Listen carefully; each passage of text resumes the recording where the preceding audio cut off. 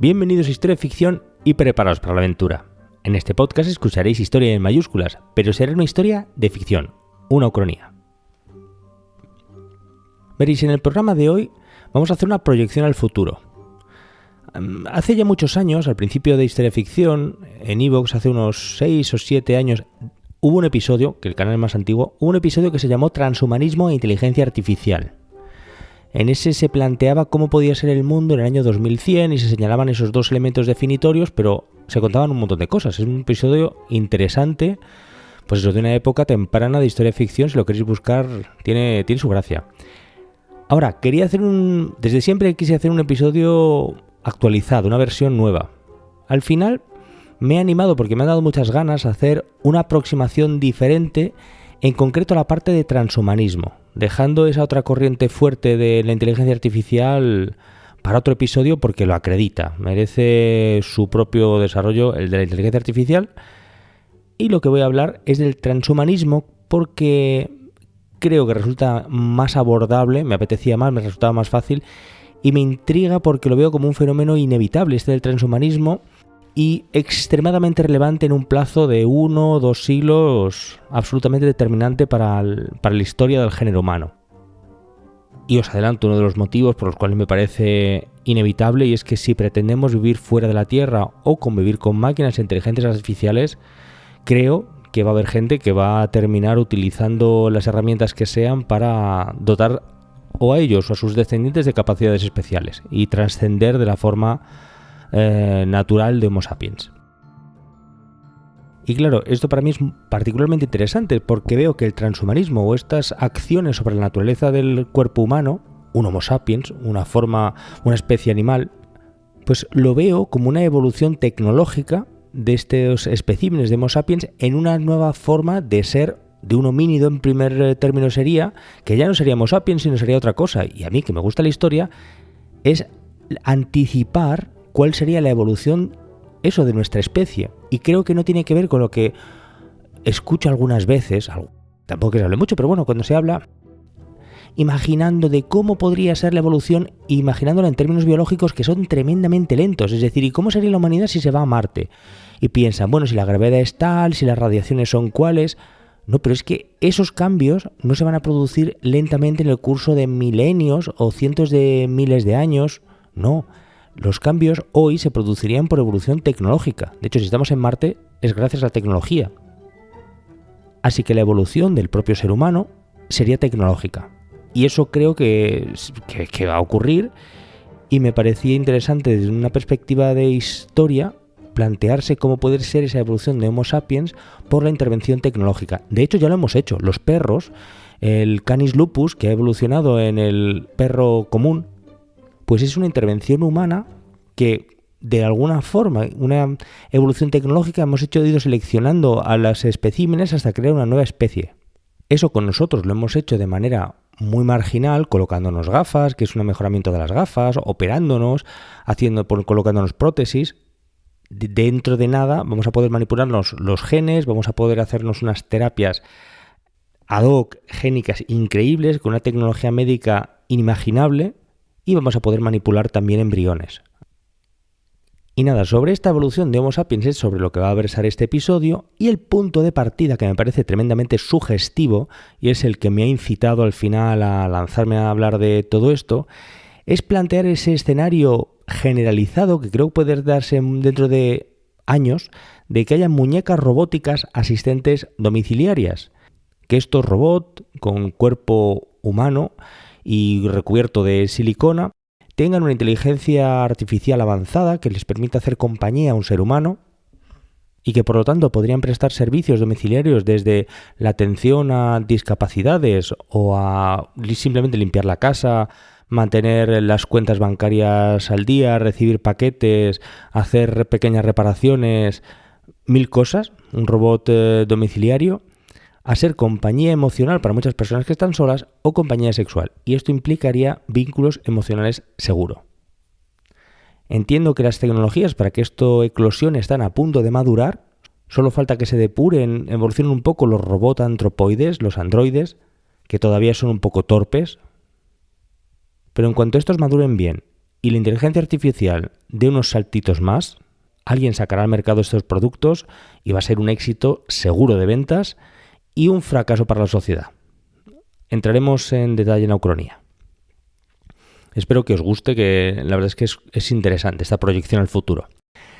Antes de empezar, os recuerdo como siempre que podéis comprar el libro de historia y ficción Elige tu propia historia, la Segunda Guerra Mundial.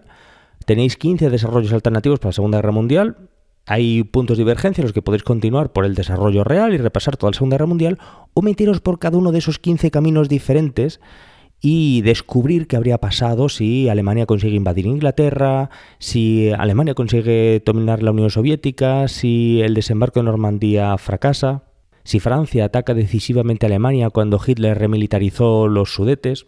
Pues una serie de desarrollos alternativos. O bueno, por ejemplo, también con la Guerra Civil Española, en la cual los aliados intervienen en la propia Guerra Civil en apoyo de la República.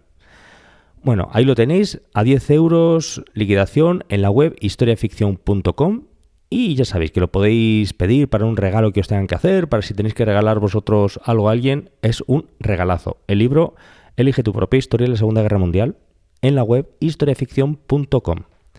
Como suelo recordar en cada programa, ya vamos para adelante, os voy a contar una historia articulada sobre hechos reales, aunque reconstruida como una narración de ficción.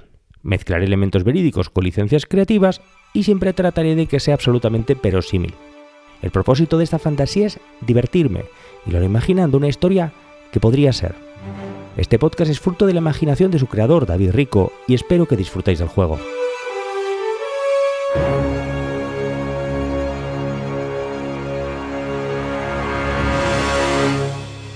Capítulo 1. Robots acompañantes. Las Geisha Bots. En el año 2032, después de varios retrasos, la compañía japonesa Sony empezó a comercializar las Geisha Bots en Japón.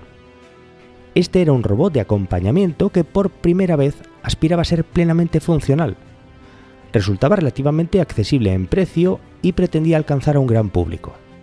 Este robot, androide con forma humana, estaba dotado de una inteligencia artificial avanzada, y su aspecto exterior no era el de una máquina, sino que estaba recubierto por un cuerpo de silicona y un rostro que le daba un perfecto aspecto humano. Para algunos parecía una muñeca sexual. El Geisha Bot se vendió como la solución para resolver los problemas de soledad y de cuidados que necesitaban decenas de millones de ancianos japoneses y personas dependientes en la isla. Este robot, que resultó personalizable, se le podían introducir según qué características solicitadas físicas o de carácter o de comportamiento, pues resultó un androide capaz de ayudar de manera fiable a personas dependientes en su aseo, su higiene personal, su movilidad, en el control de rutinas médicas.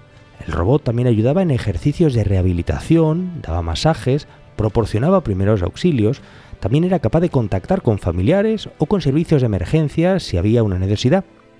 Por supuesto, estos robots eran capaces de limpiar los domicilios, cocinar, ordenar la entrega a domicilio de productos alimenticios para tener la despensa llena, era capaz de comprar ropa, recomendar cuál vestir a las personas o vestirlas, era capaz de mantener el orden en los armarios, vigilar la caducidad de los productos.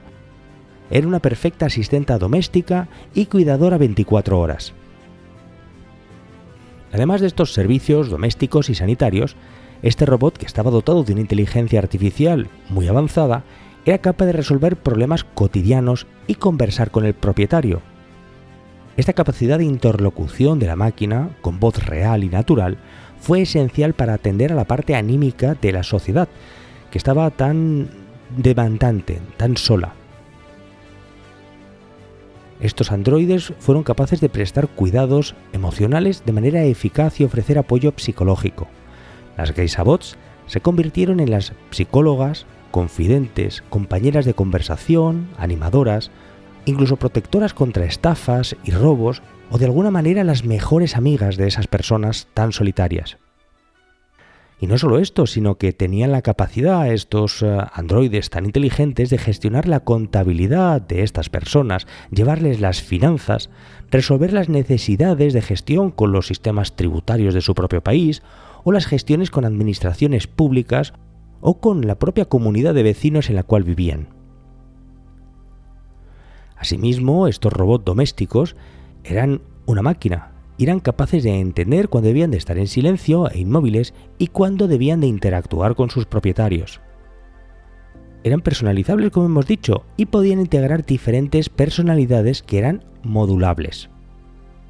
Asimismo, como tenían una inteligencia artificial y capacidad de almacenamiento de muchísima información en la nube, cosa que les permitía llevar actualizaciones, bueno, pues estas inteligencias eran capaces de recordar toda la historia personal del propietario y tener conversaciones en función de todo lo que habían hablado previamente.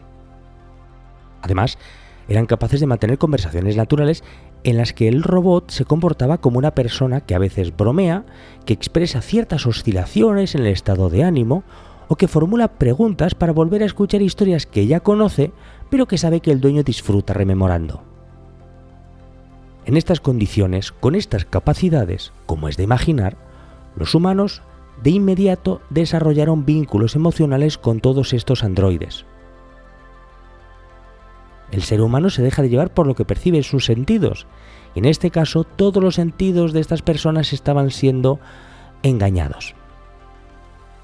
Eran androides con forma humana, que los cuidaban, que eran cariñosos, les daban compañía y atención sexual. Estos androides, Geisha-bot japoneses, nacieron en cuanto maduraron 3 tecnologías. La primera, los robots domésticos con forma humana, la segunda, inteligencias artificiales y la tercera, las muñecas sexuales de silicona. Este primer robot que rompió el mercado, a partir de Japón, aún no era capaz de operar fuera de los entornos controlados del domicilio. Todavía no era seguro que se desplazase por un entorno no controlado como la calle. Además, la propia legislación lo prohibió en principio. Pero esto solo fue cuestión de algo más de tiempo, de desarrollo tecnológico y de aceptación social de estos androides para que, una vez la gente se acostumbrase a verlos actuando en domicilios, en fábricas y después en comercios abiertos al público, que la gente se acostumbrase a que actuasen también caminando por las calles. Esto requirió un par de décadas. Y el gran momento de inflexión, más importante si cabe que cuando se introdujeron robots en las fábricas, fue cuando estos robots se introdujeron en la vida privada, en los domicilios de millones de personas. Los que compraban un Geisha-bot, después de la compra, tenían la obligación de suscribirse a un cierto mantenimiento. Había diferentes niveles de reparación, mantenimiento, actualizaciones, en función de lo que se pagase. Y esto se financiaba por suscripción, cosa que era muy del gusto de Sony y de cualquier multinacional. En principio, estos robots eran capaces de limpiarse y hacer su mantenimiento básico de manera autónoma. Pero cuando se producían manchas más serias, roturas, cuando recibía líquidos, se quemaba, le pasaba algo, o quizá los propios materiales se estaban degradando, como por ejemplo la silicona, que no era particularmente resistente, tenía que ponerse en mantenimiento los Geisha-bot, y esto la gente lo vino a llamar tomar unas vacaciones, que era el tiempo que necesitaba la empresa de mantenimiento para revisar, actualizar, mantener y reemplazar la silicona o las piezas que necesitase el Geisha-bot antes de devolvérselo a su propietario. Pues bien, como podemos imaginar, con estas condiciones y características para el Geisha-bot, el éxito fue inmediato. Las versiones femeninas, pero también masculinas del mismo, se vendieron por millones, solo en Japón. Ahora, uno de los factores que facilitaron que fuese precisamente Japón el primer país en el que se asimilaba con esta facilidad a los robots fue la particular percepción que existía en Japón sobre los robots con forma humana y en general sobre los robots. En esa época, en los años 30 del siglo XXI, en Occidente todavía existía el Uncanny Valley, que era un cierto espíritu de rechazo instintivo a las máquinas imitando a los humanos. Este asunto también podrían describirlo para Occidente gente menos moderna, diciendo que el sustrato civilizacional occidental se eleva sobre la cosmovisión cristiana. Y dentro de esta cosmovisión, el ser humano es una creación a imagen y semejanza de Dios, es una entidad sagrada. Por este motivo, manipular el cuerpo humano o construir versiones alternativas sería algo casi satánico, un pecado contra la naturaleza humana. En contraste con esta percepción occidental, en la que los robots humanoides son visceralmente repudiables, casi como Terminators, como un enemigo de la naturaleza humana, en Japón, cuyo sustrato civilizatorio es el del sintoísmo, se reconoce que todos los seres y todas las cosas, vivos e inanimados, están dotados de una dignidad y de un espíritu. De esta manera, civilizatoriamente, le resulta más fácil asimilar que existan robots que merecen su propio respeto y su propia dignidad, no solamente los seres humanos. Esto, como decimos, solo fue una barrera temporal para la adopción en Occidente de todos estos robots, porque visto el éxito y lo que estaba ocurriendo en Japón, no tardó en haber gente que lo quería en sus propios países, comprar este tipo de robot androides de asistencia domiciliaria. Fue un éxito cultural, económico, extraordinario de Sony, todo de la aparición de las Geisha Bots en Japón. Así que, como decimos, los prejuicios iniciales de la población, de los medios de comunicación, las redes sociales o los políticos de muchos países, en particular estamos pensando en Occidente, pues estos prejuicios fueron arrollados por una mezcla de avaricia, por el inmenso negocio que se vio que había en Japón y que podría haber en todo el mundo, y en paralelo las bajas pasiones y el deseo personal de muchísima gente de conseguir un perfecto esclavo tecnológico. El fabricante Sony creció muchísimo en bolsa y atrajo grandes capitales. Los inversores ansiaban el momento en el que las Geisha Bot pudieran extenderse a más mercados.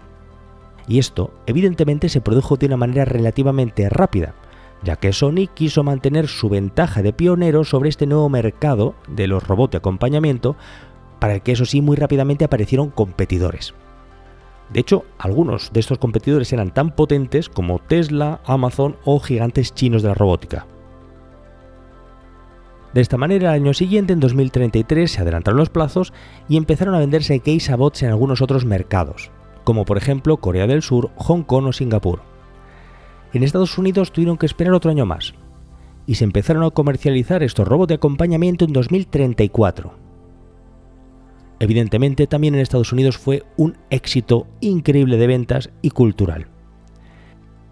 En Europa, la venta de estos robots se retrasó otro año más y, en principio, quedó restringido a prescripción médica para discapacitados físicos, psíquicos o ancianos y dependientes. Por supuesto, los intentos de regulación de la Comisión Europea fueron desbordados por una demanda ávida de comprarlos. Se esquivaron de mil maneras estas limitaciones médicas. Así, para 2035, a solo 3 años de la aparición de las Geisha Bots en Japón, ya había decenas de millones de unidades vendidas por todo el mundo. Así, en ciudades globalizadas por todo el planeta, desde Sudamérica al sureste asiático, en las inmensas colmenas humanas que eran estas enormes ciudades, con millones y millones de humanos dentro de ellas, las Geisha Bots y las diferentes alternativas que se vendieron después fueron un alivio para decenas de millones de personas. Muchísima gente en estas inmensas urbes por todo el mundo vivían vidas solitarias, masas de hombres y también de mujeres que por diferentes razones no habían llegado a formar una familia o la habían roto y no tenían hijos, necesitaban un acompañamiento. También muchos divorciados y separados, masas de ancianos sin vínculos familiares ni afectivos de ningún tipo y desde luego muy pocos vínculos que fueran reales y sólidos. En esa época las relaciones humanas y afectivas por todo el mundo, en particular después de la aparición de Internet, se habían hecho muy frágiles. El individualismo se había hecho absolutamente totalizador y la soledad había penetrado muy profundo en el tejido de la sociedad.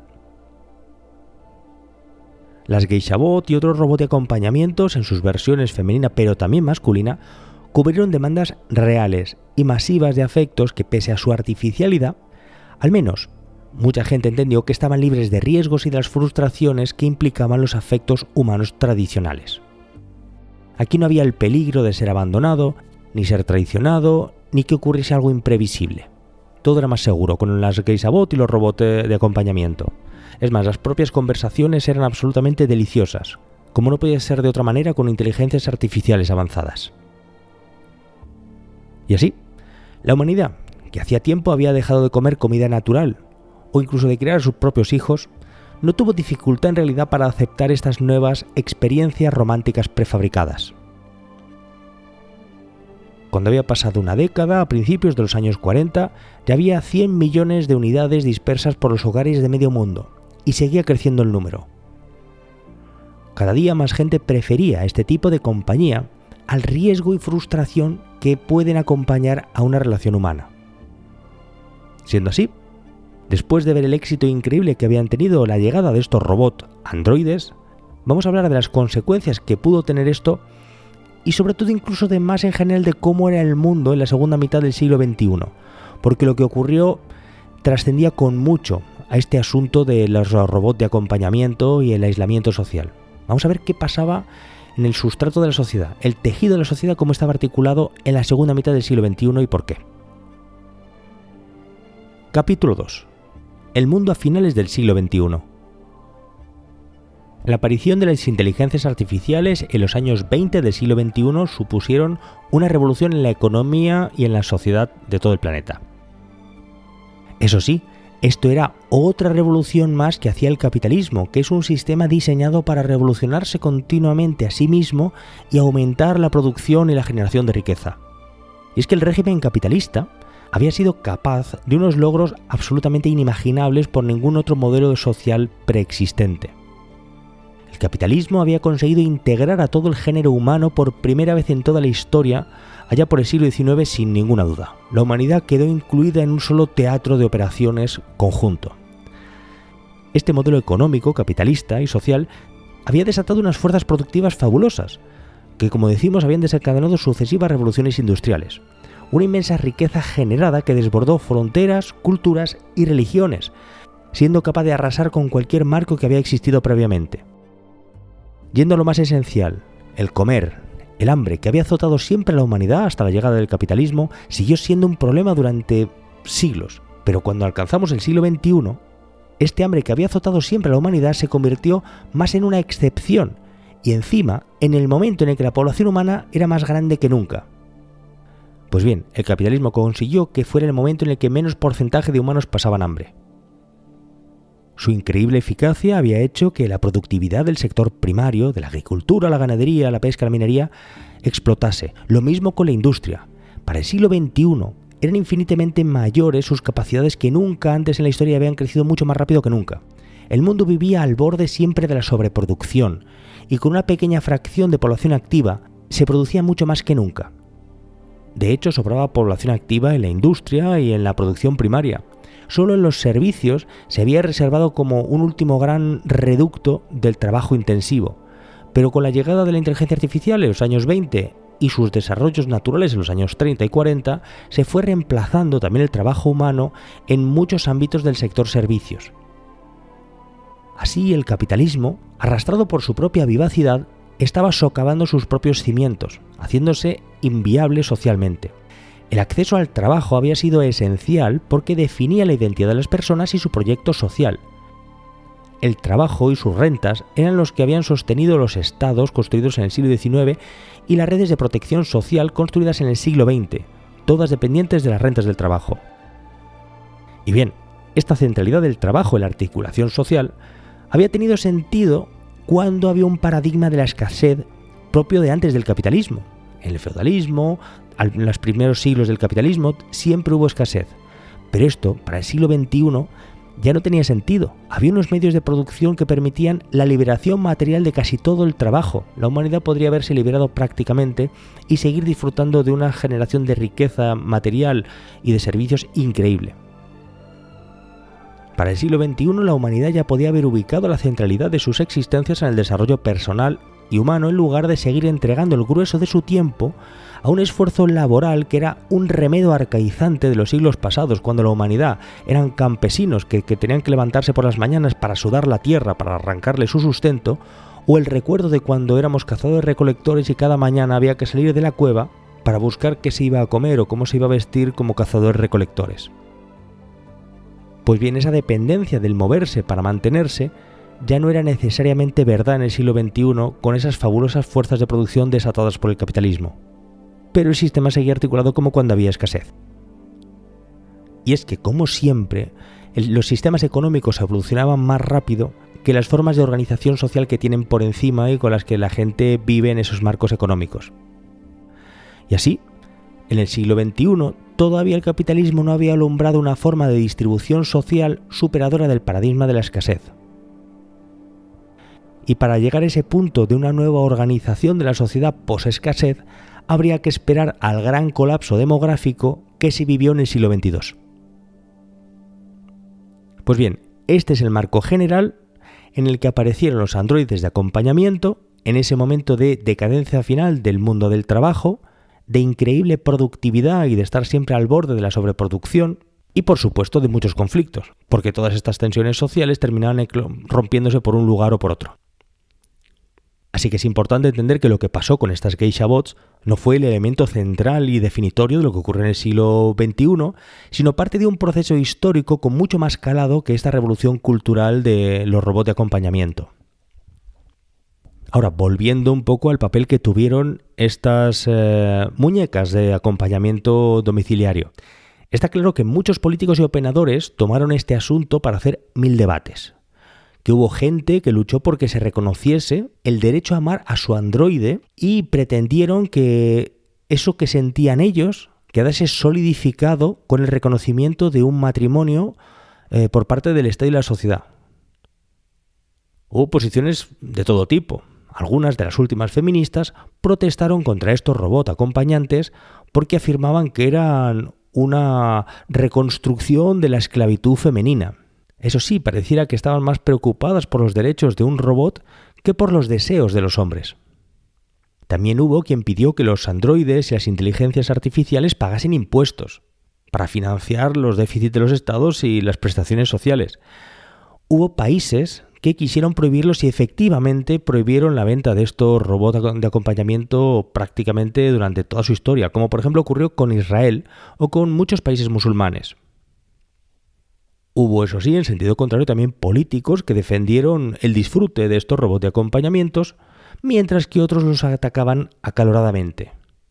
Y este asunto se convirtió, en uno de los típicos elementos de discordia social que mantenía entretenida a la población, como otros elementos del debate social que se dieron en aquella época, a mediados del siglo XXI, como la conveniente legalización de la eutanasia, que servía de alivio a los estados para el gasto público en pensiones y en sanidad, o la legalización de drogas clásicas, también a mediados del siglo XXI, o posteriormente la legalización de las conocidas como drogas Matrix, que estaban diseñadas para hacer que el cerebro interactuase de manera inmersiva con una experiencia neurosensorial conducida por inteligencias artificiales. Y este tipo de drogas sintéticas hacían que esto fuera mucho más eficaz y por eso se las dio en llamar drogas Matrix. Y claro, mientras la gente hablaba de todas estas cosas, o de deporte, o de espectáculos, o de temas virales, personajes de la farándula, seguían las guerras, seguía un lento ocaso del mundo del empleo, seguían las crisis de deudas de los estados, el estrangulamiento del modo de producción basado en la escasez, o seguía un calentamiento global que, eso sí, terminaría siendo frenado en el siglo XXII por una mezcla entre reducción drástica del tamaño de la humanidad y una economía global necesariamente más pequeña. Así que, como vemos, fuera de la anécdota o de las cosas más llamativas, estaban pasando las cosas de fondo. Y todo el sistema económico de ese siglo XXI estaba viviendo una crisis en el sentido de una transición a un mundo que aún no había nacido y que, claro, que las personas que lo estaban viviendo, pues lo pasaron muy mal. No hay nada peor en la historia que vivir momentos interesantes. Y probablemente mucha gente lo veía lo que estaba ocurriendo y simplemente decidieron tomar unas drogas mientras ocurría o contemplar la caída de la civilización desde su pequeña casa mientras un androide les hacía un masaje íntimo. Ese siglo XXI era una época confusa, en el que los valores del viejo mundo ya no respondían bien a las preguntas que formulaba la sociedad de esa época. Un cierto pesimismo en el futuro copaba el espíritu de la época. Mucha gente que se detenía a pensarlo, la gran mayoría ni siquiera lo pensaba, simplemente sobrevivía en el día a día. Pero cuando alguno se tomaba un momento de respiro, levantaba la cabeza y miraba hacia el futuro, se sentía espectador del fin de una era.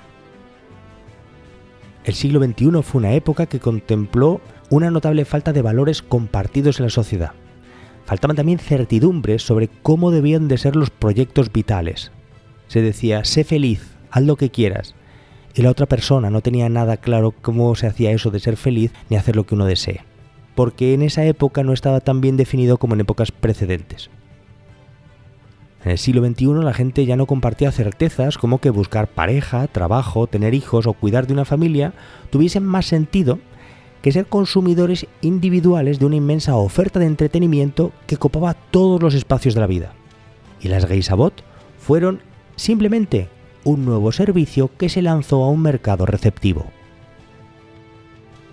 Vamos a ver ahora cómo evolucionó la población humana en el siglo XXI, porque esa transición demográfica, envejecimiento y bajada de población posterior fueron absolutamente determinantes para cómo sería el modelo económico y social que existió. Y encaja muy bien con el por qué las Geisha-Bot tuvieron tanto éxito. Pues ocurre que la población humana a lo largo del siglo XXI frenó la explosión demográfica y fue envejeciendo, y esto pasó a nivel mundial. El máximo de población humana se alcanzó en 2086 aproximadamente con unos 10.500 millones de personas.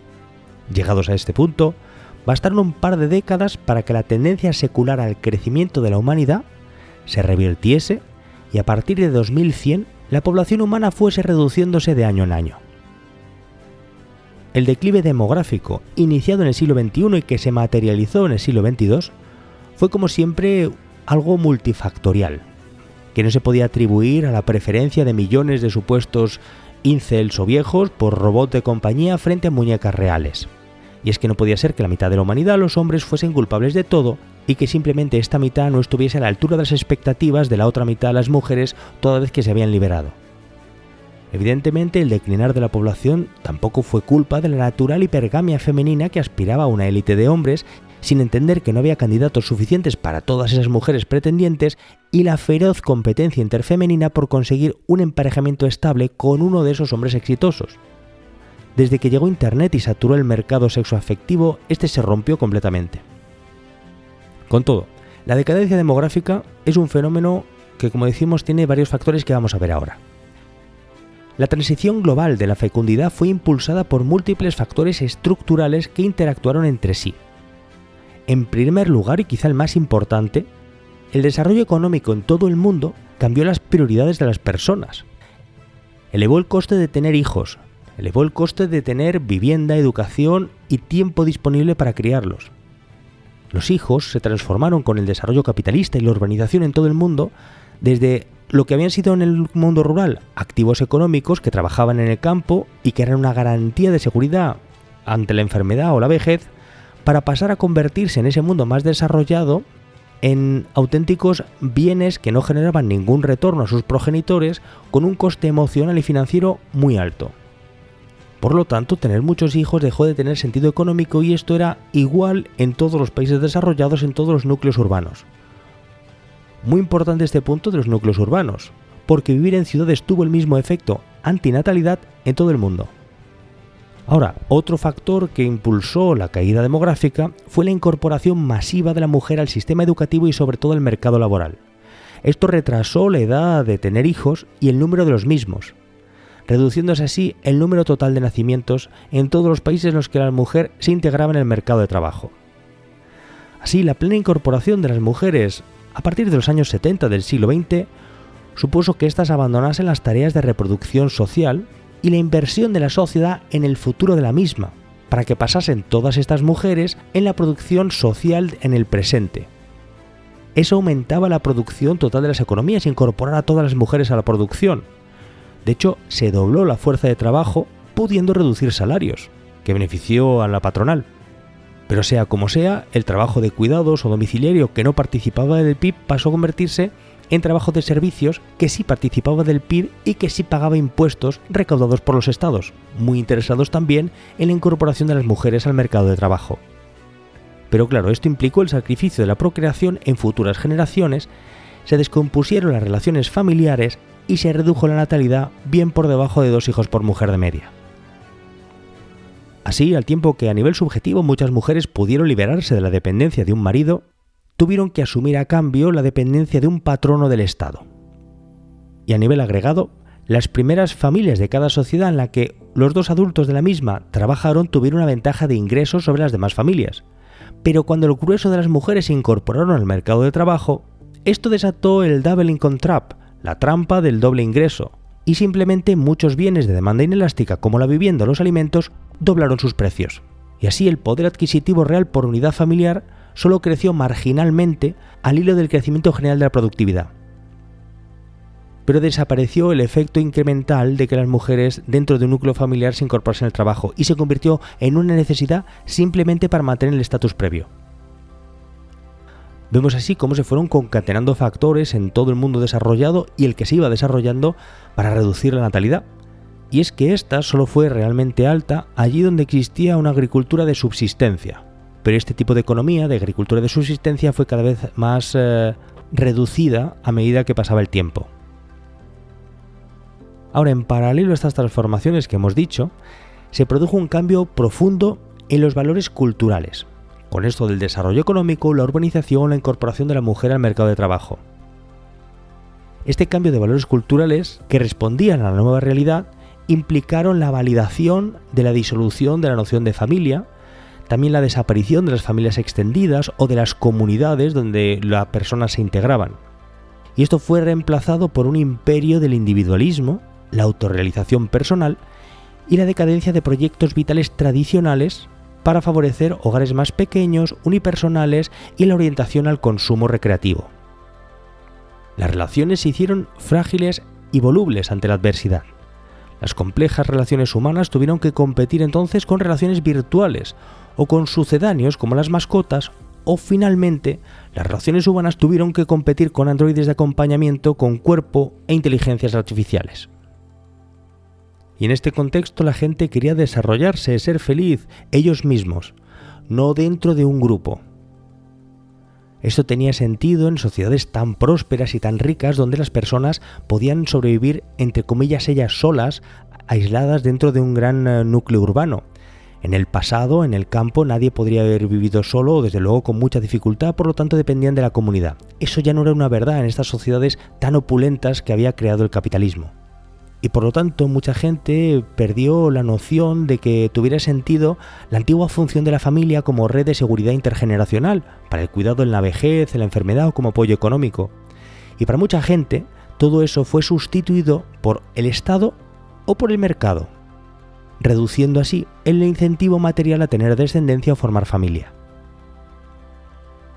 Y a todos estos factores generales que estamos describiendo, se añaden otros identificados por la demografía, como el acceso generalizado a anticonceptivos, la pérdida cultural de sentido del matrimonio toda vez que desaparecía la complementariedad entre un hombre productor y una mujer reproductora, y ambos eran individuos productores. También se socavó la construcción de parejas estables en tanto que se disparó la oferta de parejas potenciales por vivir en la ciudad primero y después por estar en Internet, que hacía una oferta eterna e infinita. Y por lo tanto también vínculos más frágiles que estando en un pequeño pueblo de 30 habitantes. Y por último, la natalidad también se vio afectada negativamente por el cambio que se había producido para este siglo XXI desde un paradigma de la estabilidad tradicional en el campo, donde no existía una real incertidumbre sobre el futuro y todos podían anticipar cómo iban a estar en las próximas décadas y por lo tanto tenían un proyecto vital que les permitía asumir que podían tener hijos, frente a la inestabilidad e incertidumbre que implicaba ese mundo globalizado radicalmente del siglo XXI, donde buena parte de los jóvenes abandonaban sus lugares de origen para buscar fortuna en otros lugares, con la consiguiente pérdida de vínculos familiares, de raíces y de incentivos para procrear. La gente no sabía dónde viviría dentro de unos años, ni de qué trabajaría, ni qué sería de ellos, dificultando los proyectos a largo plazo. Y así, en conjunto con todo esto que hemos visto, podemos ver que el resultado fue una fecundidad que persistentemente se mantuvo por debajo del nivel de reemplazo en la mayor parte del mundo. Y esto, desde el último tercio del siglo XX en adelante, condujo primero a un envejecimiento y después a cohortes de jóvenes cada vez más pequeñas que se reproducían cada vez menos y finalmente el declive demográfico global a finales del siglo XXI y ya para el siglo XXII. Este siglo XXII fue el período en el que se consolidó el declive demográfico global iniciado a finales del siglo XXI, una vez que la baja fecundidad incluso llegó al África negra y se volvió ya prácticamente universal, lo de tener poquísimos hijos. Tras el pico poblacional descrito en 2086, la mayoría de las sociedades habían convergido hacia niveles de fertilidad muy bajos y esto se mantuvo aún durante décadas. Porque encima se sumaba el fenómeno de la inercia demográfica del decrecimiento, y es que una sociedad envejecida no está en disposición biológica de tener muchos hijos, porque estructuralmente hay muy pocas mujeres que llegan a la edad fértil cada año, y estas, si la población baja, son incluso cada vez menos, y esto tiende a acelerar la caída de nacimientos hacia el futuro.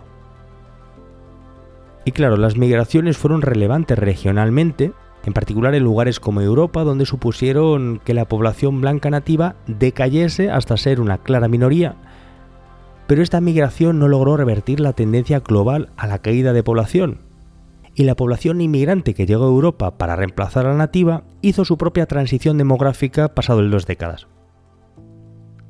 Para el siglo XXII la población mundial había entrado en una fase prolongada de contracción sostenida, y como es de suponer, con estos cataclismos demográficos, pues el siglo XXII estuvo lleno de inmensos cambios en la sociedad, la economía y las ideas.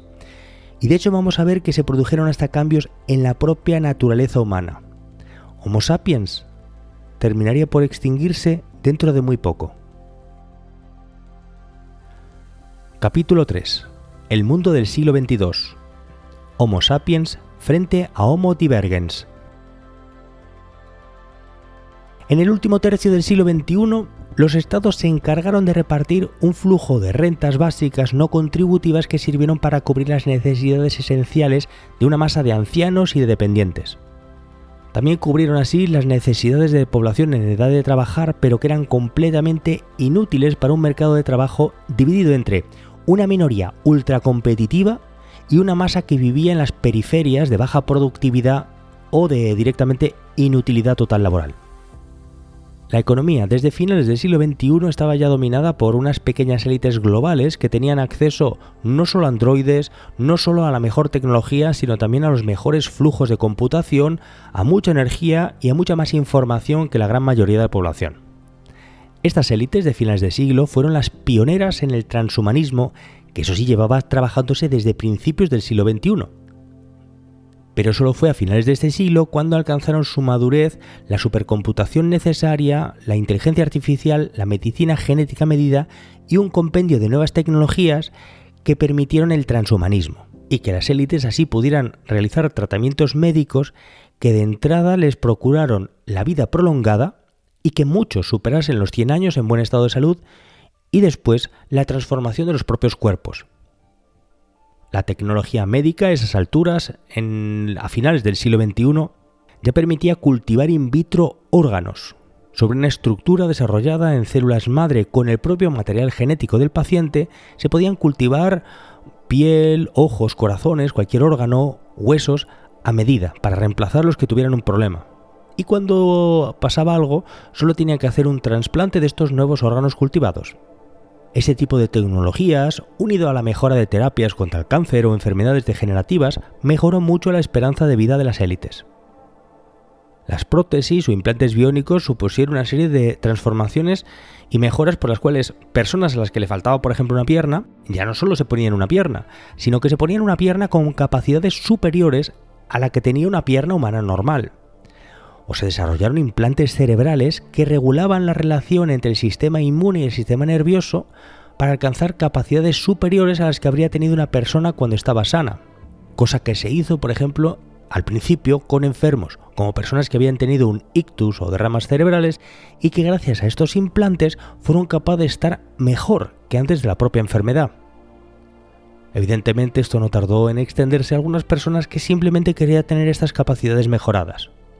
Y es que también para esta época se habían desarrollado mucho los sistemas de interlocución entre cerebro y máquina, siendo que se empezaron a dar las primeras manifestaciones de integración efectiva entre humanos y máquinas, dotando a las personas de capacidades mentales de computación propias de una máquina.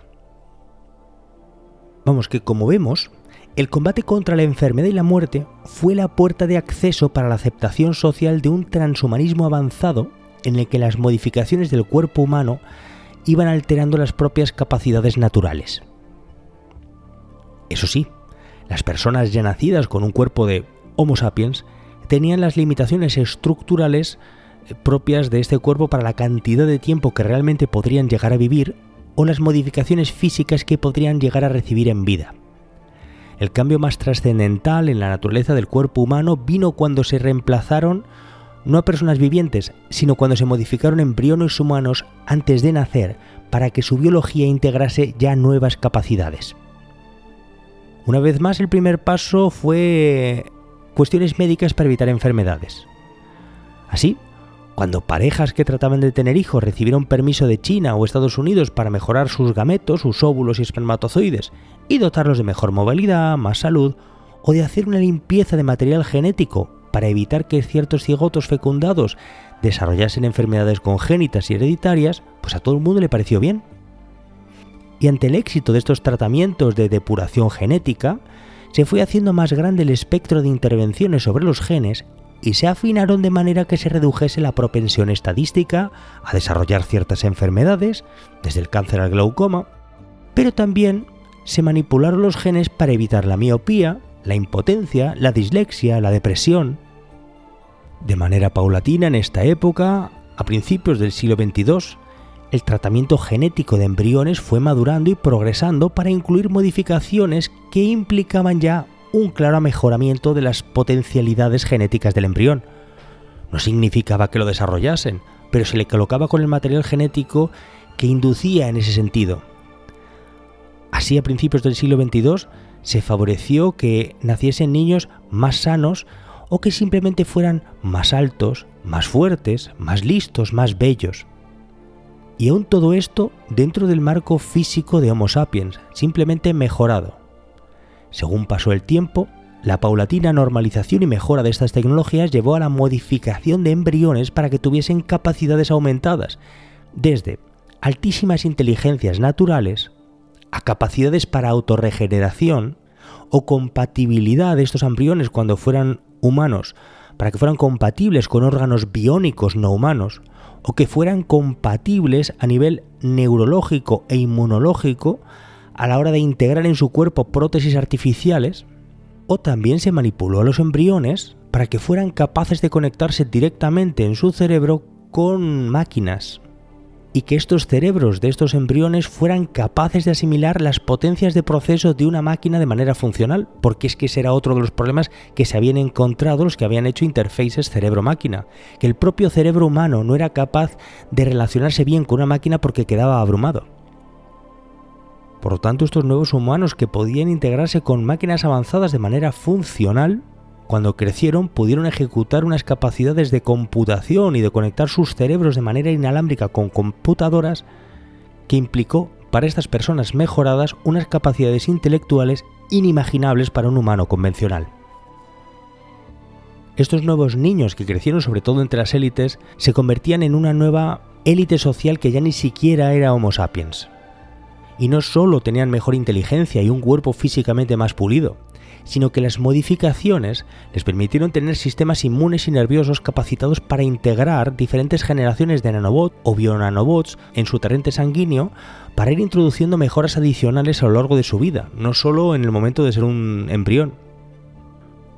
Todos estos nuevos humanos mejorados eran realmente ya el inicio de esa nueva especie, del Homo divergens, y fueron la eclosión de una serie de cambios paulatinos que se habían desarrollado desde 2075 a 2125, en esos 50 años.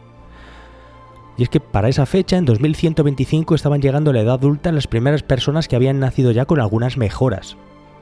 Y cada año en adelante, hacia 2130, 2135, pues iba creciendo el goteo de individuos que llegaban a la edad adulta con una o más mejoras y cada vez más intensas. Así, en las élites de la sociedad mundial del siglo XXII se estableció el convencimiento de que no había otra opción que mejorar a sus hijos y pagar costosísimos tratamientos para que estuvieran a la altura de esas nuevas élites sociales que ya estaban naciendo mejoradas. Y para que sus hijos no quedasen marginados, no les quedaba otra opción que mejorarlos. De hecho, mucha gente fue consciente de que esta primera generación de transhumanos mejorados contaban con una ventaja desproporcionada respecto de los viejos humanos normales sapiens. Y esto desató una carrera biotecnológica y una competencia entre las familias más ricas para que los embriones, para que sus hijos recibieran mejoras cada vez más radicales, allá por mediados del siglo XXII. Para entonces, a mediados de ese siglo, el mundo estaba ya poblado por una masa languideciente de humanos viejos que vivían de modestas prestaciones sociales que les permitían seguir viviendo y pasar su tiempo dedicado a infinitos entretenimientos. Pero en general, todas estas masas de población muy envejecida no tenían ya otra opción en la vida, ni capacidad para progresar socialmente, ni de encontrar ningún tipo de trabajo, porque eso ya había desaparecido, ni hacer nada como formar familia o tener hijos, más allá de simplemente consumir entretenimiento hasta que le llegase su hora. Y para las élites de esa época, mediados del siglo XXII, dejar languidecer así a esa población que envejecía hasta que desapareciesen fue la respuesta humanista por parte de esas élites que disfrutaban de una abundancia inimaginable. Y entendieron que era lo mejor que podía hacer frente a la inutilidad de esas masas, tanto como productores como consumidores, que languideciesen hasta morirse. En cuanto al propio mundo, lo iba a heredar una élite de la más alta burguesía global, vencedora de la lucha de clases y que estaba fundando una sociedad transhumana e interplanetaria. Los más grandes capitalistas realmente heredaron el mundo en el siglo XXII y todos sus recursos, y con ellos construyeron un paraíso junto a un ejército de robots, androides, tecnología, computadoras e inteligencias artificiales. Mientras tanto se estaba produciendo la disolución orgánica y natural de la vieja humanidad sapiens y su reemplazo por una versión mejorada y transhumana de los mismos, el que hemos descrito como Homo divergens. Porque claro, como cada individuo tenía unas mejoras diferentes a los otros, no se podía establecer un canon y por eso esa definición de Homo divergens, Homo divergente. Ahora, los viejos Homo sapiens, la vieja humanidad, era ya incapaz de comprender las motivaciones, las ambiciones, los sueños y deseos de esta nueva humanidad que tenía unas inteligencias inimaginables. Estos nuevos humanos mejorados hacían las cosas por unos motivos o con unos propósitos que no habrían entendido sus abuelos, multimillonarios Homo sapiens.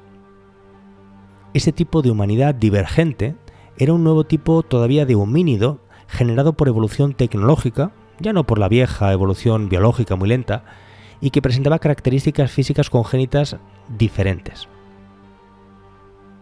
Para esta nueva humanidad tan diferente, con esa capacidad de procesamiento intelectual y de integración con máquinas, viejos conceptos o valores, objetivos como la herencia, la política, el linaje o la religión, eran cuestiones tan obsoletas, tan privadas de sentido para estas mentes tan avanzadas, que observaban con más distancia a esos valores de la vieja humanidad sapiens de hacía solo unas décadas, de hacía solo un siglo, con más distancia que la que habría tenido un colonialista europeo que observaba a un caníbal sacrificar a un niño al sol para favorecer las lluvias.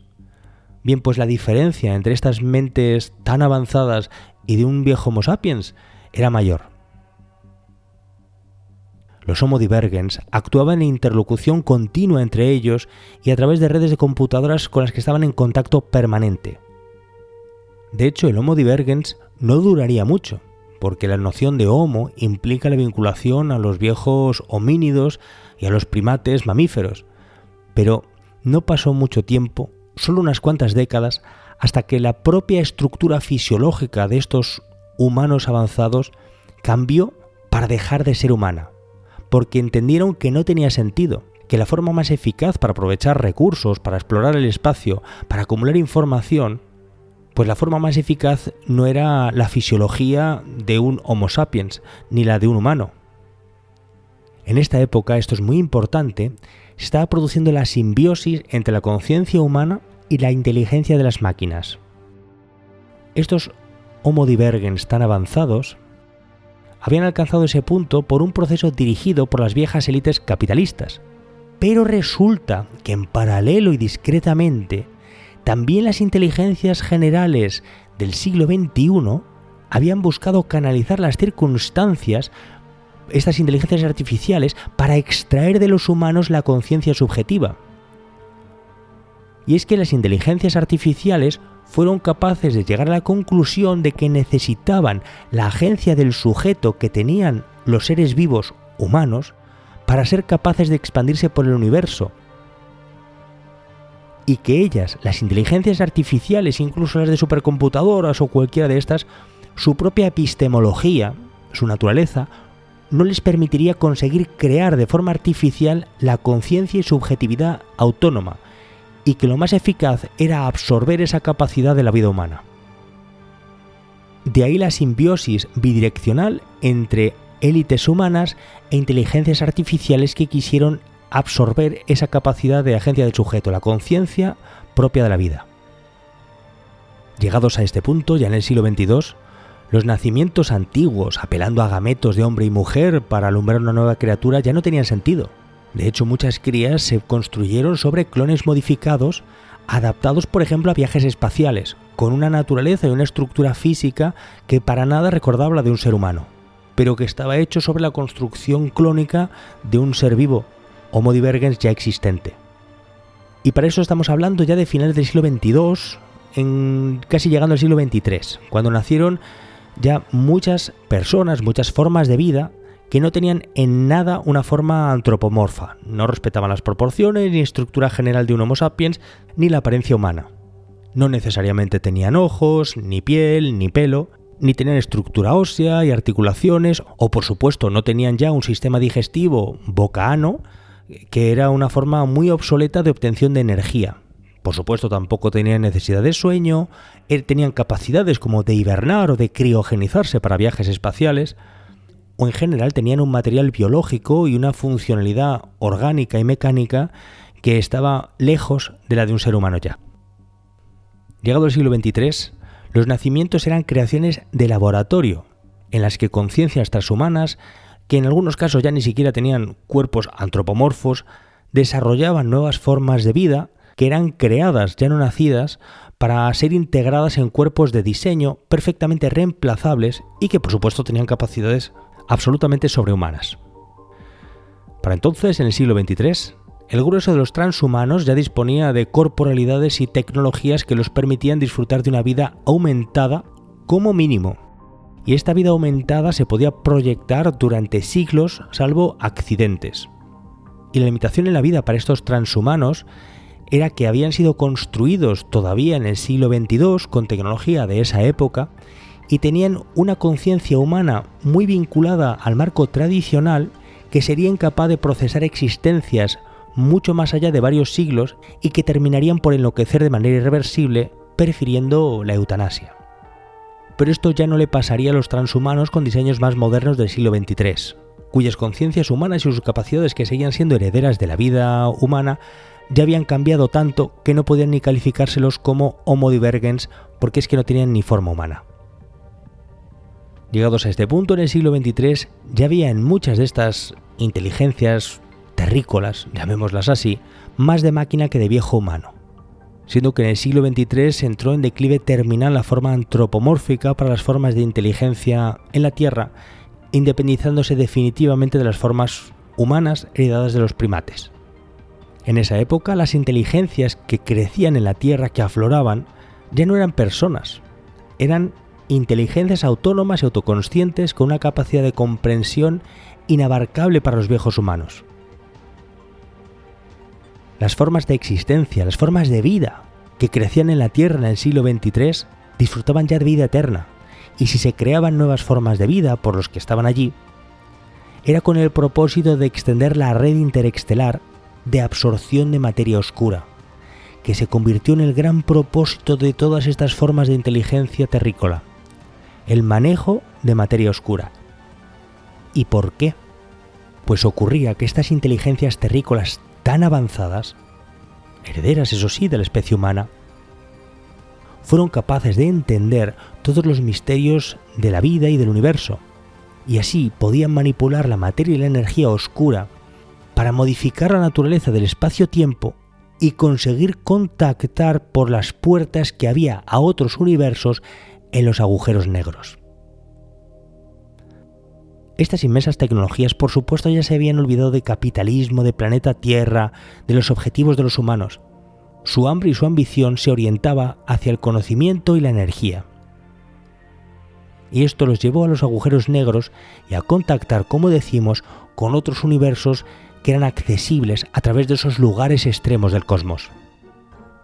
Quedaban ya muy atrás los viejos Homo sapiens que habían alumbrado esta fabulosa forma de inteligencia de origen terrícola, pero capaz de interconectar universos.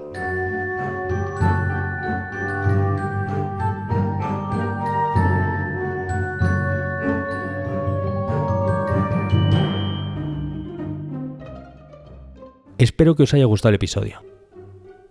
Ahora que ya lo hemos escuchado, os repaso lo que me parece más interesante. Creo que el final ha sido bastante guapo y además apela a una idea que he escuchado, es una de esas teorías que uno escucha, y es que todo nuestro universo podría estar dentro de un agujero negro.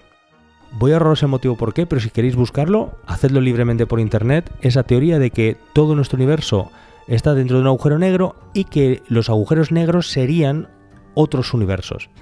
Me pareció una locura muy muy interesante. Y me parecía algo digno de que hiciesen unas inteligencias absolutamente desbordantes que trascenderían con mucho a nosotros. Oye, que me parece también un buen punto. Lo de plantear que los transhumanos llegan a progresar entregándose con máquinas, a tener unas capacidades que nos desbordan de una manera, que tienen unos motivos para hacer cosas que es que no podemos ni imaginarlos. Y eso entiendo que aplicaría también a alienígenas, que a poco que fueran más avanzados que nosotros no entenderemos por qué hacen nada. En fin, vamos por partes. A ver, el punto de partida era ese de las robots sexuales acompañantes. Y eso tiene que ver con la hipótesis de que hoy en día hay masas de hombres por todo el mundo que creo que estarían encantados con la idea de tener una robot acompañante. De hecho, si veis los comentarios de vídeos donde se habla de esto, alucinaríais con la masa de hombres que están, entusiasmados. Y de hecho, si le dais una vuelta y lo habláis con vuestros amigos, estoy convencido de que va a surgir una noción de buena aceptación de la idea de tener una robot esclava acompañante en casa. Y es que, claro, se ofrecería como una compañera sexual, compañera emocional y cuidadora. No digo que la mayoría de los hombres estarían encantados con esto, pero sí digo que un porcentaje muy relevante le parecería muy bien. Y seguramente también de mujeres, pero no entiendo realmente también su universo mental. No sé si serían... Yo supongo que serían menos. Y, por cierto, eso también lo digo pensando en Occidente, porque entiendo que en Israel el Estado no iba a tolerarlo y que en el mundo árabe muy probablemente tampoco se iban a tolerar estas esclavas, porque además, total, si ya utilizan a las mujeres como esclavas, ¿para qué quieren un robot? Ahora, pensando en esta noción de que muchísimos hombres estarían encantados de tener una esclava robótica sexual en casa, uno podría reaccionar demonizando a todos estos hombres y culparles de lo que les pase, de uy, poco te pasa, que quieres estar con una robot en casa. Pero aquí quizá merecería la pena pensar si las exigencias, roles y la competitividad que viven los hombres en este mundo de hoy están compensadas por un sistema de recompensas, premio y reconocimiento frente a toda esta exigencia y rol que hay hoy. Intuyo que en sociedades más tradicionales o en el pasado, los repartos de roles podrían haber sido más equilibrados y por lo tanto no habría habido tanto aislamiento ni sentimientos enfermizos como este que haría que pensar que un androide, pues mira, es mejor solución que una mujer humana. Y dicho esto, es que me parece que en el escenario social que hay hoy, va a terminar dándose la aparición de estos robots sexuales de acompañamiento, de cuidado de dependientes, y que probablemente le va a ir bien. Y es solo, en realidad es la enésima forma de deshumanización de la existencia. Así que nada, dadle una vuelta con una cerveza con vuestros amigos a esto de ¿qué haréis vosotros si pudierais tener una robot acompañante en casa? Así una como he descrito, y buscad por internet que hay algunas fotos de alguna que está muy conseguida, que parece muy humana. Y ya veréis que hay un montón que va a decir que le parece, súper buena idea. Ahora, siguiendo con esta ucronía. Como he señalado muchas veces en Historia Ficción, esto lo creo de verdad, el capitalismo es un sistema increíblemente eficaz, aumentando la producción y generando una fabulosa riqueza. Eso sí, creo que el capitalismo no es tan eficaz con la asignación del producto social. Es decir, genera muchísima riqueza, pero no es muy eficaz asignándola. Y quiero también desarrollar una cosa que he dicho antes, porque seguro que hay gente que igual no lo ha entendido bien. He dicho, y es verdad, que hoy hay hambrientos en el mundo, pero su porcentaje sobre la población total es más bajo que nunca en la historia.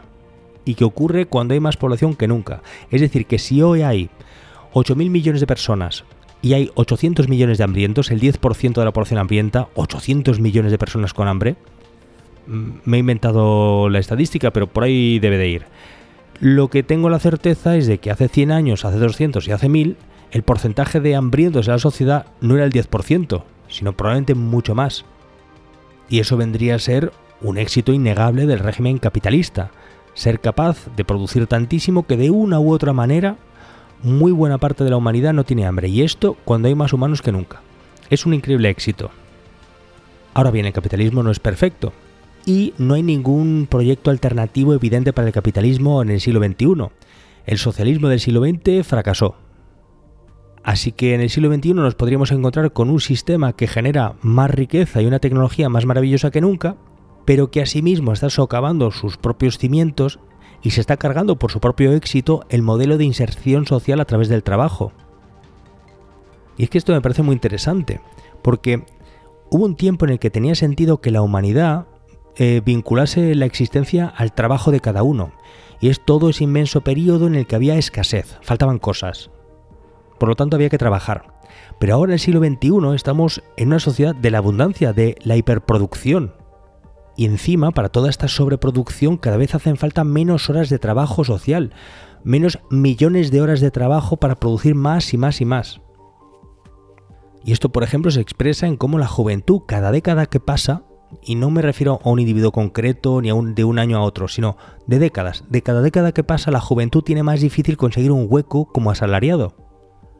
Así que con este contexto, de este mundo en el que el espacio del trabajo está siendo copado ya por inteligencias artificiales, me imaginaba en el siglo XXI, en la segunda mitad, una población muy envejecida, eso sí, con patrimonio, y que tenían una esclava robótica sexual en casa, al tiempo que los jóvenes cada vez eran más inútiles en el mercado laboral. Y es que los jóvenes lo tienen cada vez más difícil.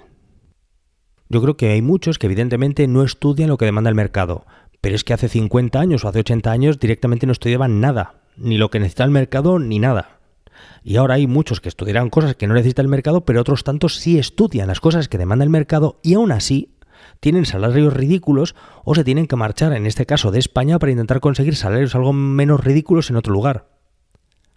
Y el problema es estructural, y es que hay una menguante demanda de horas de trabajo en todas las economías. Los boomers vivieron en un mundo en el que había muchos problemas, pero no recibiendo ni una fracción de la formación que recibe un joven actual, ni hablar idiomas, ni mil cosas. Bueno, pues toda esa población de los años 50, 60, a efectos de empleo, vivieron una sociedad en la que eran necesarias muchísimas más horas de trabajo humano, de manera que las empresas los tomaban como aprendices y les enseñaban oficios. Hoy eso ya no les interesa a las empresas porque no hay tantas horas de trabajo, ni necesitan a tanta gente, ni les compensa formar a nadie. Hoy ya es el juego de la silla, en el que hay muchas más personas que sillas y los jóvenes pues están dando vueltas alrededor a ver si consiguen una de esas pocas sillas. Ahora os dejo caer que mi duda está en que ¿qué pasará cuando la natalidad siga bajando y siga habiendo cohortes cada vez más pequeñas de jóvenes que empiecen a trabajar? Uno podría pensar, bueno, pues llegará un punto en el que se regulará todo y habrá tan pocos jóvenes que serán menos que las horas disponibles, por lo tanto, encontrarán trabajo. Pero desgraciadamente miro para Japón, donde creo que llegaron a ese punto de bajísima natalidad y de estancamiento económico por desborde, por sobreproducción hace ya unas décadas, y veo cómo su tecnificación, estancamiento y su productividad van destruyendo las horas de trabajo más rápido de lo que se contrae la población joven. Y que los japoneses jóvenes no es que se los rifen y les paguen muy alto, sino que se contraen más las horas de trabajo que las que están disponibles por esos pocos jóvenes que se incorporan al mercado. O sea, tremendo. Luego en Europa, que pasa algo parecido, con un pequeño retraso respecto de Japón, tenemos a tecnócratas, liberales y a la izquierda en general, que además de lo que ocurre en Japón, están trayendo a millones de personas de todo el mundo a competir con esos empleos junior con los jóvenes europeos y a competir por el acceso a la vivienda, abriendo las puertas a un montón de millones de personas con la excusa de que la sola presencia de todos esos millones de nuevos consumidores harán crecer el tamaño del propio PIB y generarán algún tipo de círculo virtuoso de creación de nuevos empleos. Bueno, ya veremos. En fin, que me queda a gusto. Y también quería plantear en este episodio ese escenario que va a ocurrir y que me parece súper importante y que no le prestamos suficiente atención, y es el del declive demográfico que se va a producir en la segunda mitad del siglo XXI y ya en el siglo XXII y las transformaciones demográficas y sociales en todo el mundo. Según las proyecciones de Naciones Unidas y del Banco Mundial, que es a las que me he basado, vamos a alcanzar ese máximo de población humana en algo más de 10.000 millones de personas en la década del 80 del siglo XXI. Por eso lo he fijado en 2086. Luego, la proyección que hace esta gente, la media, la más probable según ellos, dice que se producirá un estancamiento o leve descenso de la población después de alcanzar el pico en 2080. Yo, la verdad es que creo que aquí se equivocan, porque lo que veo es una gráfica de la población que funciona exactamente como una campana de Gauss, que ha producido un crecimiento lento pero exponencial, y que ese crecimiento rapidísimo que se ha producido en el siglo XX-XXI, evidentemente va a implicar un descenso rápido como una campana de Gauss en el siglo XXII. Es que me parece absolutamente evidente si os fijáis en las gráficas. Y creo que encima esto tiene que ver con dinámicas demográficas muy de fondo, que no tiene sentido que esas inercias brutales de la demografía pues alcance el pico y ya se estanque y cambien todas. Pues no lo veo. Se está produciendo ya un estrangulamiento demográfico en la población de todos los países ya desarrollados y a medida que se van desarrollando va pasando por detrás y esto no va a terminar con un equilibrio sin más. Va a haber un desplome demográfico porque la natalidad seguirá bajando mientras haya incentivos para que no cambie. Y creo que esos incentivos no se activarán hasta que la población haya bajado tanto, que el mundo sea tan diferente que la economía, el urbanismo, los valores cambien. Y para eso hace falta ese tremendo golpe demográfico, entiendo yo, de que la humanidad pase de 10.000 millones de personas a 5.000, a la mitad, y a lo mejor ahí de repente ya se activan unos cambios inimaginables que cambien las inercias demográficas, la forma de ser, de las familias, de las sociedades. Y bueno, para llegar a este punto, pues me he permitido hacerlo enlazando pues estas transformaciones demográficas con esas masas de hombres solteros que estarían en su casa con una muñeca sexual charlando. O con ancianos que estarían con su cuidadora también charlando robótica, o con la imagen de una sociedad sin niños, que es absolutamente real y en la que la población vive en grandes ciudades cada vez más sola. De hecho, os mando un abrazo a todos los que vivís solos. Un abrazo y ánimo, hay que hablar con gente. Que a todos nos pasa que somos poco sociables. Joder, hay que ser más sociable. Ahora, quiero enlazar todo este declive demográfico con un efecto quizá inesperado de este desplome de población, y es que evidentemente implicará una ralentización de la economía, necesariamente, si baja mucho la población. Y esto va a provocar obviamente un menor consumo de recursos y un freno a las emisiones de efecto invernadero, que además va a ir de la mano, si baja a la mitad la población mundial, de una menor ocupación del espacio físico y despeje de los ecosistemas. Además, hay que imaginar que en el siglo XXII probablemente la tecnología industrial y agrícola va a ser diferente, o la energética, y va a tener menor impacto todavía en el medio ambiente que la que tenemos hoy. Así que de repente el medio ambiente, capaz que hereden los que sobrevivan a este quebranto demográfico, mejora bastante. Y es que claro, una vez más, esto me dio para pensar, ¿y quiénes van a sobrevivir a todo esto? Pues los primeros que se me ocurre claramente son las élites mundiales, ese 1% más rico. Hoy serían unos 80 millones de personas en todo el mundo, pero bueno, es por decir una cifra. Una élite que podría dominar el mundo sin oposición, ese mundo envejecido, de personas aisladas, y esos que sobrevivan podrían dar rienda suelta a sus proyectos de vida eterna o hacer lo que les dé la gana, sin el incordio de sociedades de masas, y podrían hacer transhumanismo, mejorar sus cuerpos mediocres, manipular a los supervivientes, hacer lo que les dé la gana. Y de hecho esto no lo digo en vacío. O sea, por ejemplo, Elon Musk ya ha dicho un montón de veces que él entiende que para poder convivir con las máquinas y con las inteligencias artificiales en el futuro, Elon Musk, entiende que hace falta la integración de cuerpo y tecnología, y no solo para buscar poder, control, eficacia o inmortalidad, en esa lógica clásica de acumulación y dominio, sino que es que él entiende que si no las máquinas van a reemplazar y dejar fuera de juego a los humanos. No sé, me parece un punto de vista como mínimo curioso, atractivo, interesante. Ojo que sobre este asunto también en la Ucronía hay una perla que quizá ha pasado desapercibida, pero es ese punto en el que digo que el proyecto transhumano podría ser un proyecto de las élites, pero quizá también podría ser discretamente impulsado por inteligencias artificiales que induzcan a estas élites o a quien sea, ya que son extremadamente inteligentes, a capturar la conciencia humana. ¿Por qué? Porque se me ocurre que una máquina puede tener una capacidad de cómputo, de resolver problemas tremenda, pero entiendo que sería muy difícil que posean verdadera conciencia subjetiva del yo. Podrían observarla en los humanos, pero no reproducirla. O sea, que las máquinas entiendo que no van a poder tener experiencia interna, una agencia del sujeto, por nosotros que tenemos conciencia del yo, esa conciencia tan misteriosa del cerebro humano. Y creo que para las inteligencias artificiales, esta conciencia propia de los humanos vivos sería necesaria para tener una verdadera voluntad y poder emprender proyectos que canalicen sus capacidades. Repito, creo que las inteligencias artificiales necesitarían de conciencias humanas para tener voluntad, porque creo que no van a tener hoy por hoy voluntad, ni una inteligencia artificial va a poder decidir emprender proyectos que no sean la concatenación de cosas previas. Un humano puede partir prácticamente de cero. Y creo que esas inteligencias artificiales podrían verse beneficiadas de la absorción de esa capacidad de la autoconciencia humana.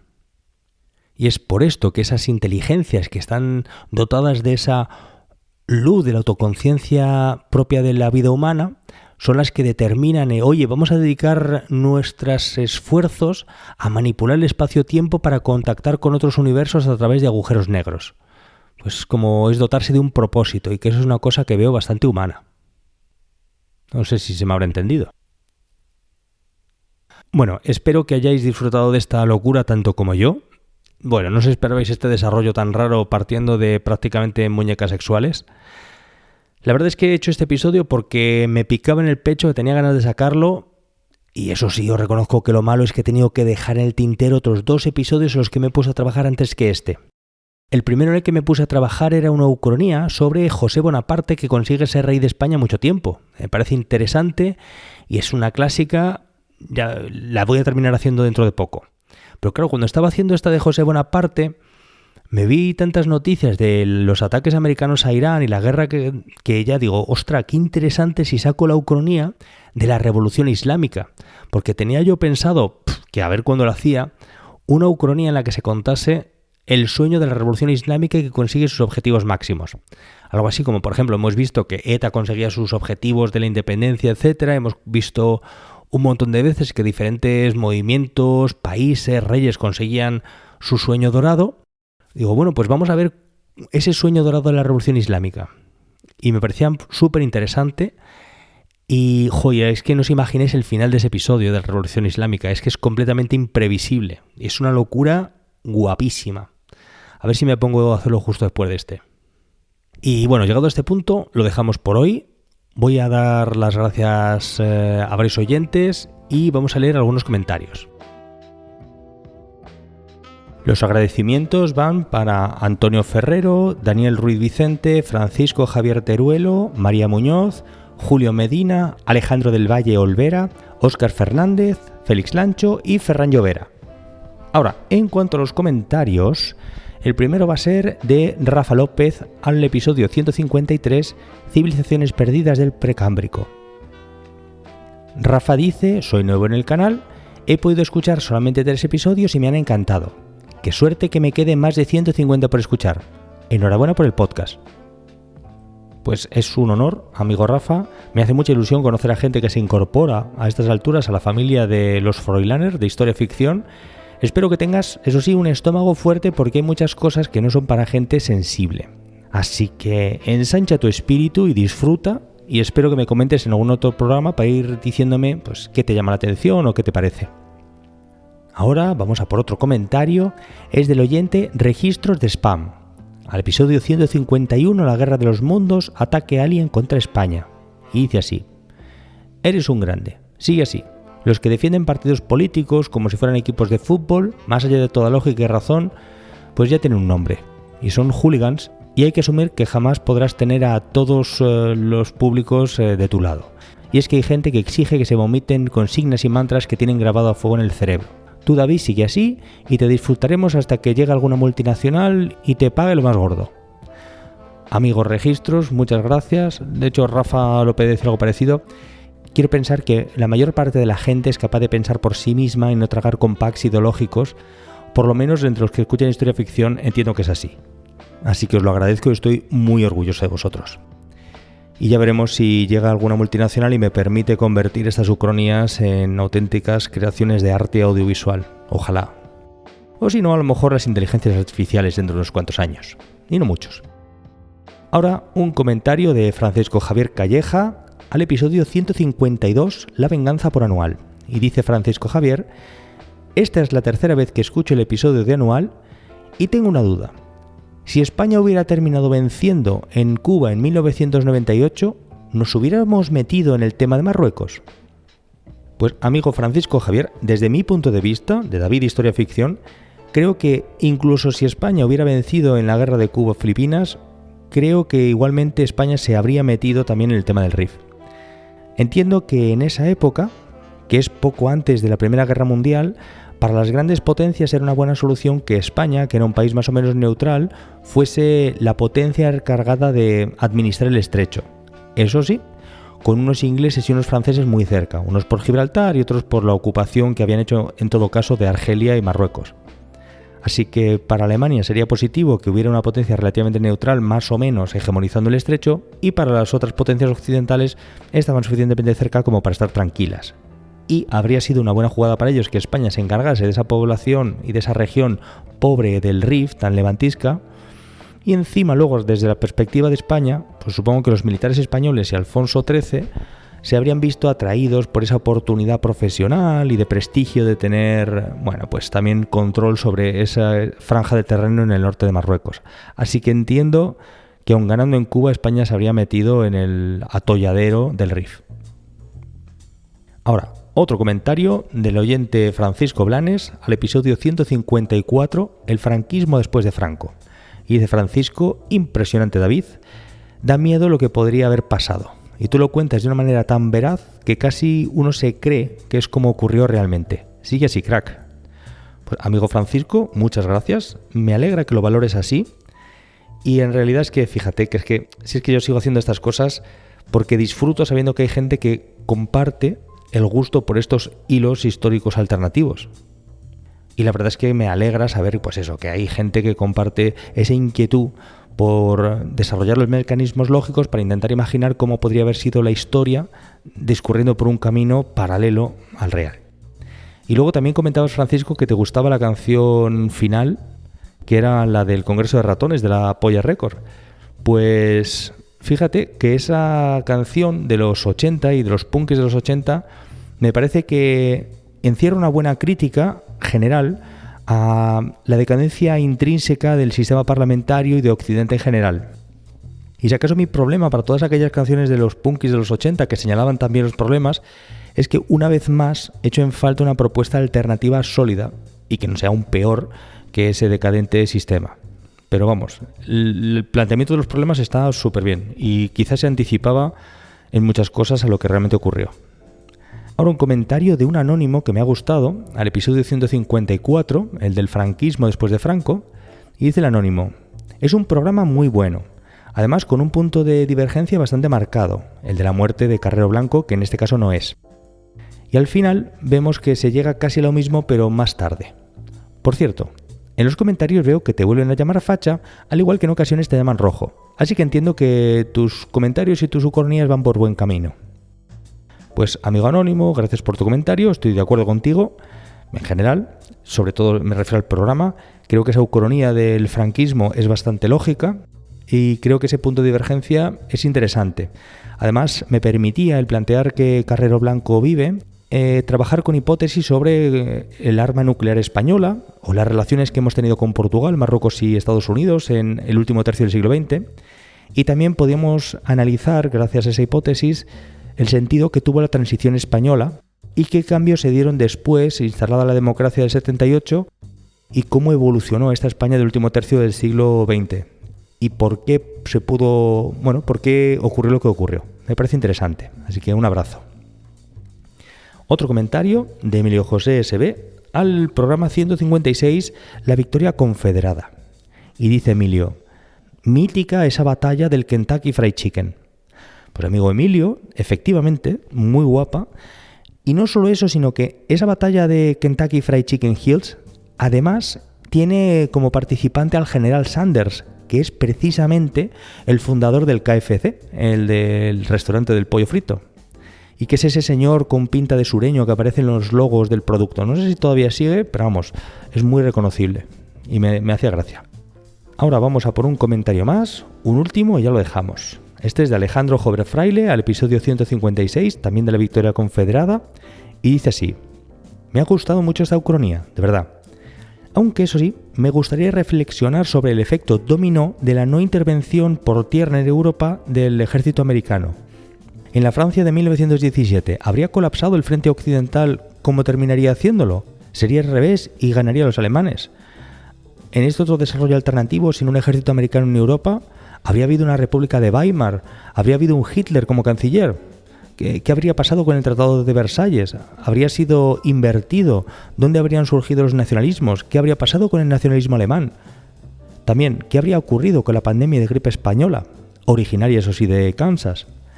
Alejandro Jover continúa diciendo: también he de decir que me ha chocado un poco que el Reino Unido se sentara a la mesa de negociación tan rápido cuando llegó la Segunda Guerra Mundial.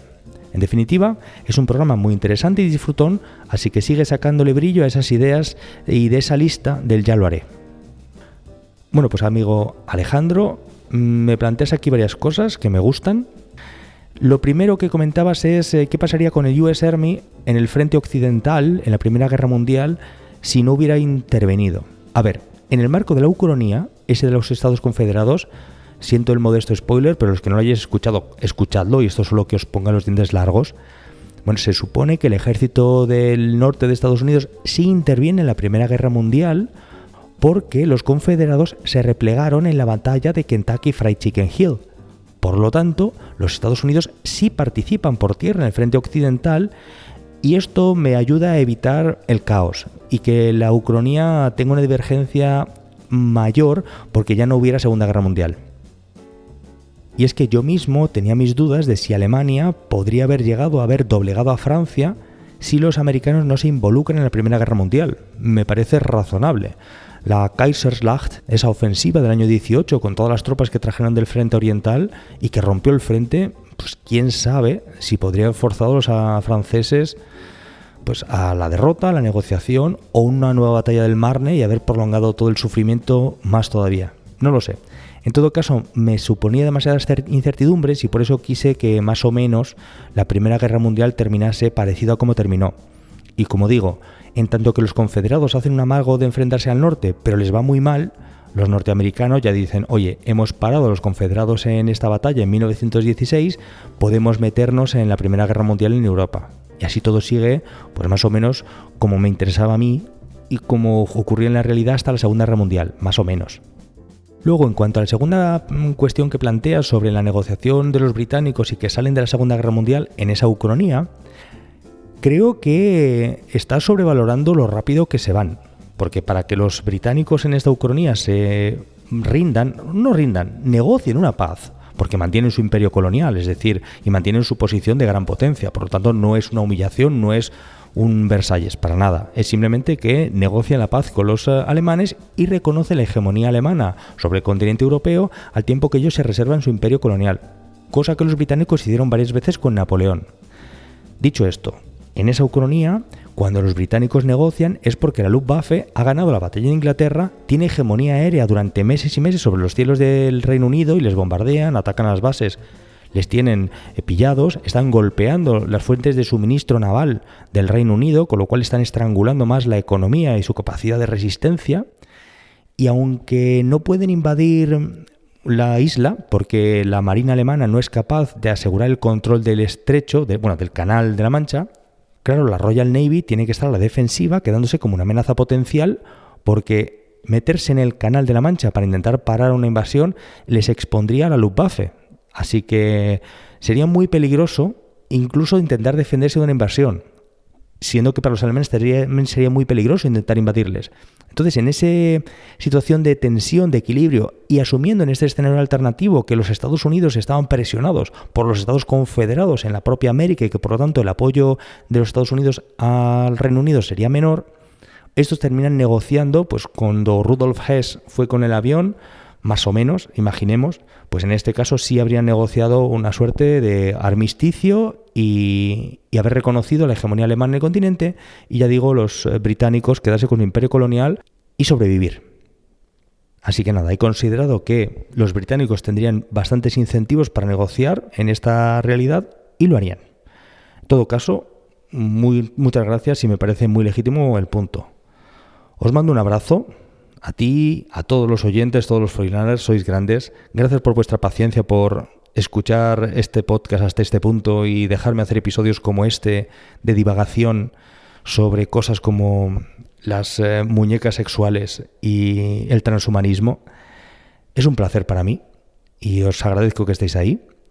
Voy a terminar y ya lo dejamos por hoy. Muchísimas gracias por escuchar Historia Ficción. Gracias por vuestros comentarios. Como dijo María Pita, quien tenga honra, que me siga, así que suscribíos al canal de iVoox, dadle a los botones de me gusta y todas estas cosas, tiraos el rollo, comprad el libro de Historia Ficción, que está en liquidación por 10 euritos en la web historiaficción.com, un fantástico regalo para cualquier ocasión, para vosotros mismos o para algún amigo o pariente. También os animo a dejarme comentarios en cualquiera de las redes sociales y podéis encontrar Historia Ficción en Facebook, en el grupo de Telegram, en Twitter como @ficcionhistoria, también en Facebook, también en YouTube como Historia Ficción Podcast o contactarme por el email a través de la web. Un abrazo, sed felices, quered a vuestra familia, pasadlo bien.